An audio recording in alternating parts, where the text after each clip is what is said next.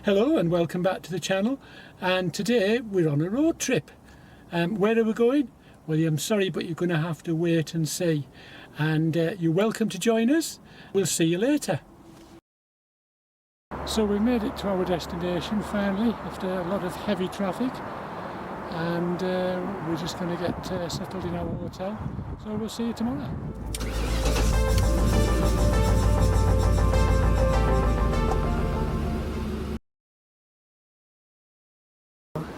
Well, good morning, and we've arrived at our destination, day 2, and where are we? Well, we're in Motor City. No, not Detroit, we're in Coventry, and apparently at one time there was over 100 car manufacturers based in Coventry itself, and in one area alone there was 20 manufacturers. Hard to believe, isn't it? So if we just spin round, and I'll tell you where we're going first. And there we are, the Coventry Transport Museum. Right, we'll see you later. In this video we're going to be looking at the early years of motoring, through to the roaring 20s and 30s, the Art Deco period, and up to the Second World War. And what you're about to see is not everything that Coventry Transport Museum has to show. Still plenty more to see. But although it's no substitute for the real thing, at least it will give you a flavour on what's on offer. And I hope you enjoy it. And it's well worth visiting.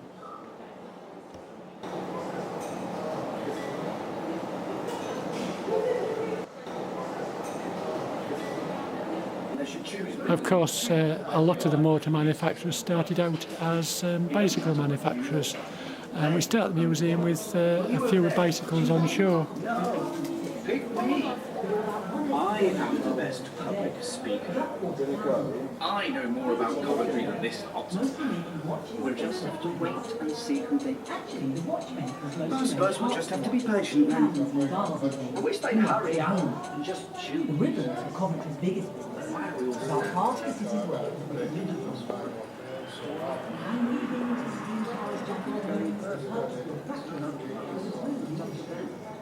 Look at the size of the wheels on some of those penny farthings. Are massive, aren't they? They're not easy to get onto and ride.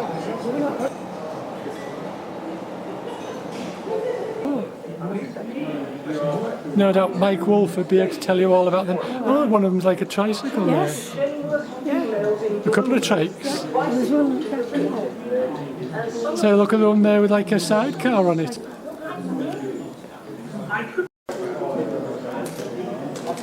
There's certainly some unusual ones, aren't there? 1876 Lawson Lever safety bicycle.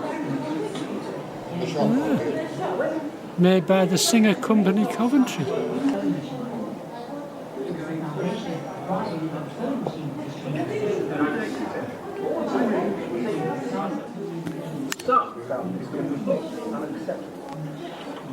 Two ladies, or as Grandpa said, two shameless females in bloomers bicycled through the village yesterday.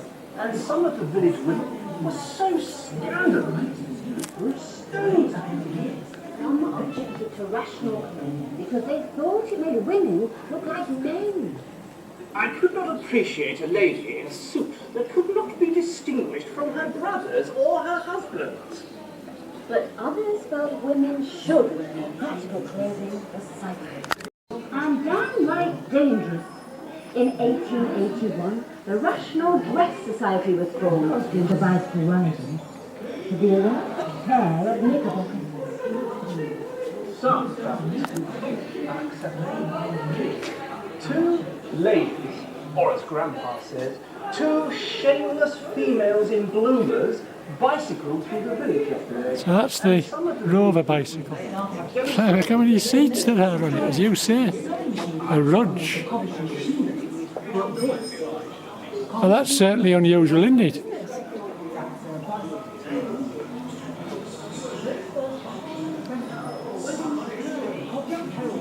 A Rudge motorbike. Yeah? Yeah, it's like one of those things that you see on the seafront that you used to pedal with its double seats. Yeah. Yeah, that's certainly unusual, isn't it? Yes, you wouldn't believe there could be so many different varieties, would you?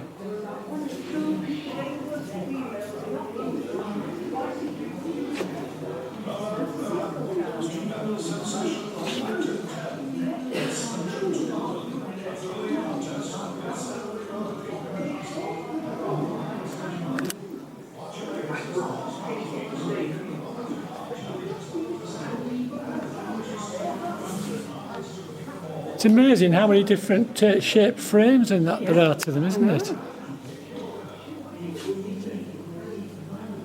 I mean, I can remember one like that. Yeah. Yeah, and I'm not sure if it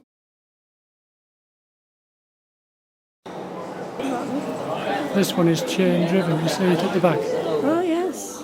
Coventry's history. My name 1898. Welcome to Coventry 1860.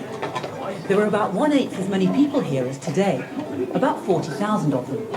Busy little place though, mostly making watches and silk ribbons. It's a Daimler, eh? 1898. It's mostly made parts for Oh, isn't that a beautiful machine, that one there, eh?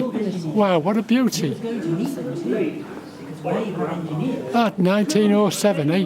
Females in bloomers bicycled through the village yesterday. What is it? The village women were so Oh, it's a standard. threw stones at them. One of the brass era cars. One of the brass era cars. SMC1. Standard Motor Company. That's beautiful, is that, isn't it? That's a proper old one, that. the doors are like the old coach. It's a bit like that 1910 Talbot 16 we saw. The doors like the old coaches. Yeah, oh yeah, I mean the way the seating as well. The leather's lovely, isn't it? That is nice. It's a bit like I have a 1909 Thomas Flyabout, a Matchbox one, and it reminds me a bit of that in some respects. Do you mean, look at all the that's going on The wood rim wheels as well, I would think. doing no, the red light. Oh yeah, all the pinstriping. Yes. Yeah. Oh, it's a beautiful thing, isn't it? A really posh car, you know. I mean, you'd imagine when it was new, wow. You'd have had to have been somebody to have something like that, wouldn't you? To beat them all. Who will win, ladies and gentlemen? Join us on the track and pick your winner. the future had twice as many wheels. By 1913, Coventry was home to about 20 That's some lovely old cars, isn't there? Rover, Swift, Single and Standard between them made over a quarter. I don't think I've ever seen so many of this sort of era in a museum before. First car was built in their site. I mean, even compared to the National Motor Museum. Actual doors for the front as well. Most of them The don't. motor industry employed half the male population of Coventry. Engineers were brought in from Birmingham, Manchester, London and beyond, driving the population up by 50%. This new breed of car engineer was highly skilled and paid pretty well by Called the a what? standards of the time. But Oh, when yes. decisions needed making, it was the bosses who got their way. Not surprising, really, making everything from radiators to springs. All of which was about to come in very useful. But not for making cars for well-off civilians. Because although it looked like the next big thing was small cars, the real next big thing was the First World War. So much to see, you don't know where to look next, do you? Yeah, Drive to see where they're going. yeah. It certainly wouldn't be allowed today, would it, to have your passengers sitting in front of the driver?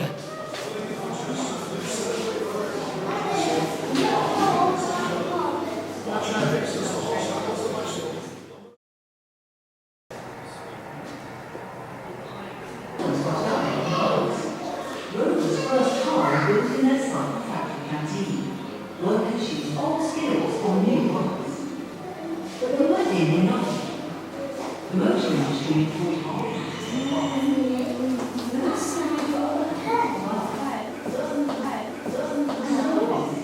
And the graphics are quite good.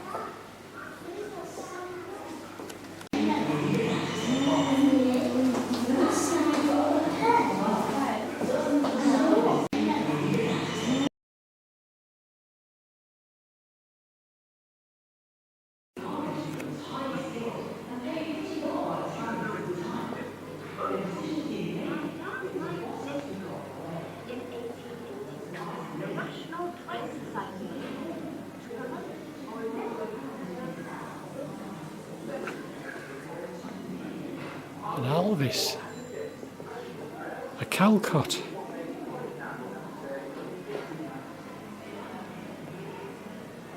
What's the end one? Oh, 1921 Rover Tourer. Interesting.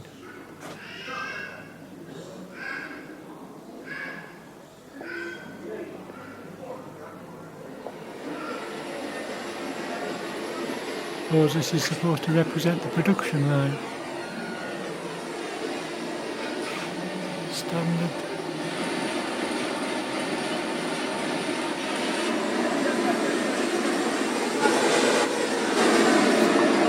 Standard Fulham chassis.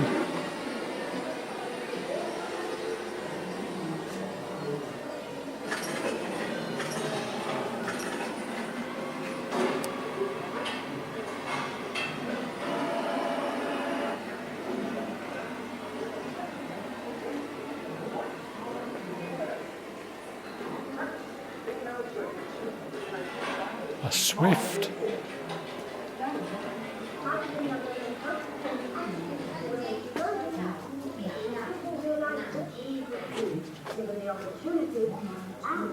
It's a bonny thing.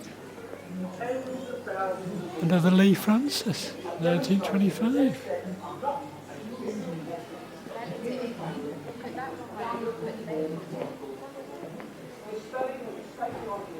Another standard Warwick saloon.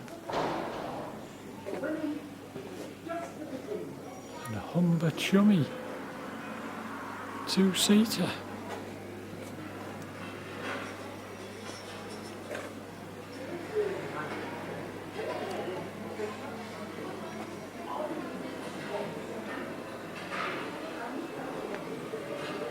An Albatross. It's not one I've heard of before. They've got a massive collection of bikes and really old cars, haven't they? I didn't expect it to be this many, to be honest. Yeah. Two for scooters. Oh yeah. And I think the hands went, those wood bits went like that. I'm not sure. Might just be those because they're using a handle on it. I don't know. Ford's mass production lines saw to that. The middle class wanted more and more cars, but they didn't want to pay hand-built prices for them. So in the 1920s, Coventry companies like Humber, Hillman, Standard and Singer built their own production lines for all-metal cars. Smaller companies couldn't compete on price. They either got bought up or just went bust.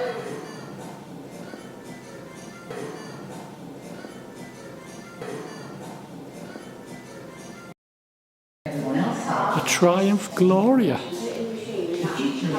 I like the way they've done the Art Deco depictions with the stand above this and the graphics on the wall. I think it's great.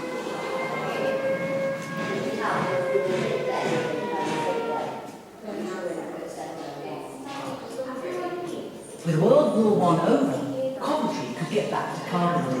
The problem was, while Coventry was looking the other way, car building had changed. Beautiful. Henry Ford's mass production lines Oh, these are really stylish. middle class wanted more and more cars. Look at this one here. Fantastic. Wow. So in the 1920s, Coventry companies like Humber, Hillman, What is it? It's not an Armstrong, surely. No, it's an SS Jaguar. That is stylish. My career was interrupted when I joined the... found it difficult to get a job when I was school in 1929. Many first things I I worked about a year at Hudson Hope's doing cheese work. Most of 1991.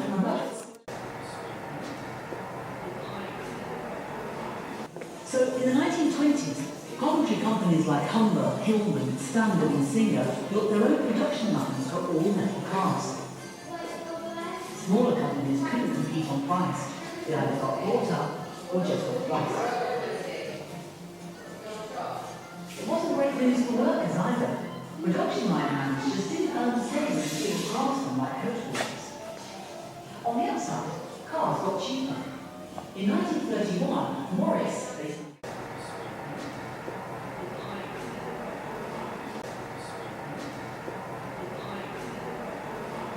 a Saturday. This one's a 1935 dairy and it was Queen Mary's. Look at the length and the height on the roof. Accommodate hats and things.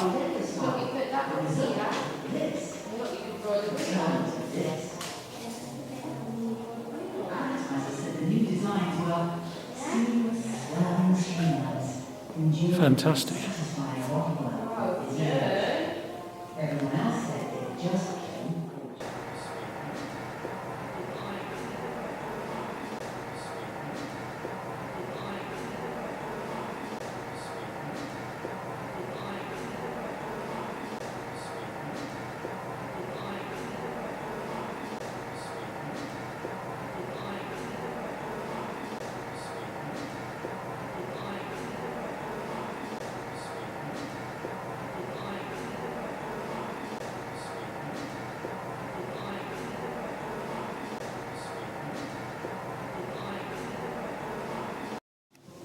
So this is the Blitz era, eh? The Blitz era. Oh, yes.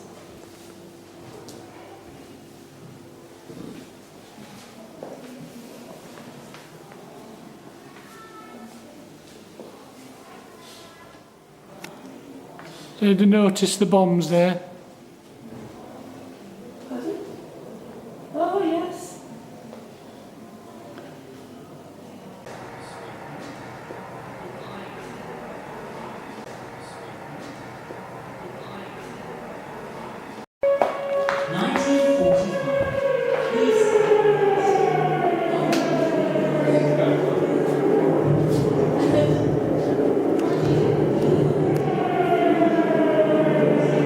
This is the shelter.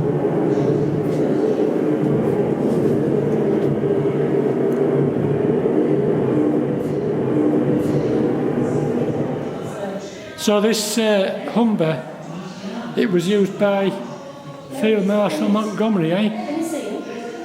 Yes, I see it on the backdrop. Got the burial. Yes. He was the one that introduced the bomb.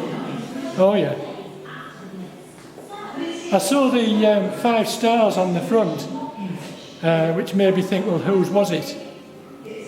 But that's who it was, Field Marshal Montgomery.